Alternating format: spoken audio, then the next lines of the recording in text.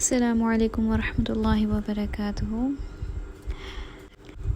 سورۃ الانفال میں اللہ تعالیٰ فرماتے ہیں آیت نمبر 39 وَقَاتِلُوهُمْ حَتَّى لَا تَكُونَ فِتْنَةٌ وَيَكُونَ الدِّينُ كُلُّهُ لِلَّهِ فَإِنِ انْتَهَوْا فَإِنَّ اللَّهَ بِمَا يَعْمَلُونَ بَصِيرٌ۔ اور ایسے لوگوں سے جہاد کرتے رہو تاکہ فتنہ باقی نہ رہے اور دین پورے کا پورا اللہ ہی کے لیے ہو جائے، اور اگر یہ باز آ جائیں تو جو کچھ یہ کریں گے اللہ اسے خوب دیکھ رہا ہے۔ تو یہاں پر جو فتنہ فساد کی بات کی گئی ہے نا، تو اگر ہم فتنہ یا فساد کی بات کریں تو اس کا دائرہ بہت وسیع ہے۔ اس کا مفہوم کیا ہے کہ اسلام کے خلاف ہر وہ کوشش یا اسلام کی راہ میں ہر وہ رکاوٹ ڈالنے والی کوشش جو راستے کو مشکل بنا دے، وہ کیا ہے کہ آپ دین کے راستے میں فتنہ فساد کر رہے ہیں۔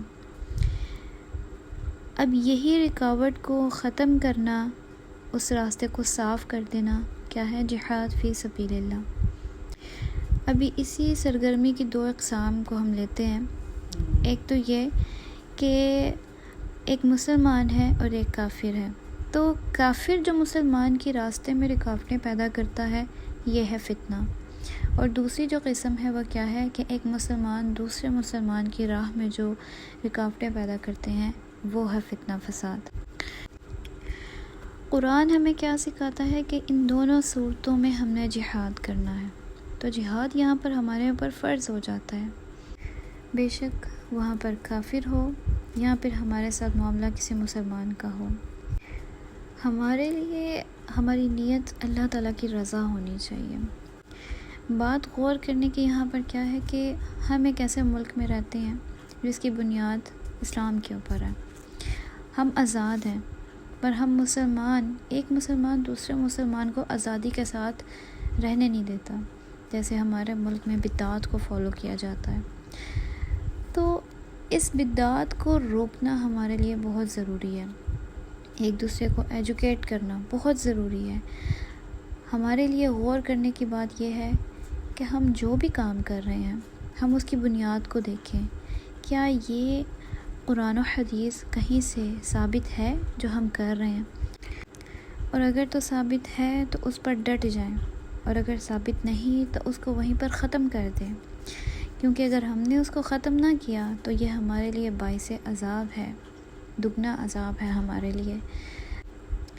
ہماری انا، ہماری ضد اتنی خاص ہو چکی ہے کہ ہم اپنے عملوں کو نہیں دیکھتے کہ ہمارا کون سا عمل سنت سے ثابت ہے یا نہیں ہے۔ اگر ہم وہ کام کر رہے ہیں نا، تو ہم اس میں اپنی انا کو اتنا محبوب کر لیتے ہیں کہ اس میں کسی کی نا کو نہیں پسند کرتے، اور اگر کوئی ہمیں حق کی بات بتاتا ہے تو ہم اس کی بات کو نہیں سنتے۔ تو یہیں سے سبب بن جاتا ہے کہ ایک مسلمان دوسرے مسلمان کے راستے میں رکاوٹیں پیدا کرتا ہے۔ وہ خود بھی اگر بدعات کو فالو کر رہا ہوتا ہے تو وہ دوسرے مسلمان کو بھی اسی کے اوپر رغبت دلاتا ہے کہ تم بھی یہی کام کرو۔ لہٰذا ہمیں کیا کرنا چاہیے کہ اپنے تمام اعمال کے اوپر غور و فکر کریں کہ میں جو کام کر رہا ہوں یہ درست ہے یا نہیں ہے۔ جزاک اللہ خیر۔ السلام علیکم ورحمۃ اللہ وبرکاتہ۔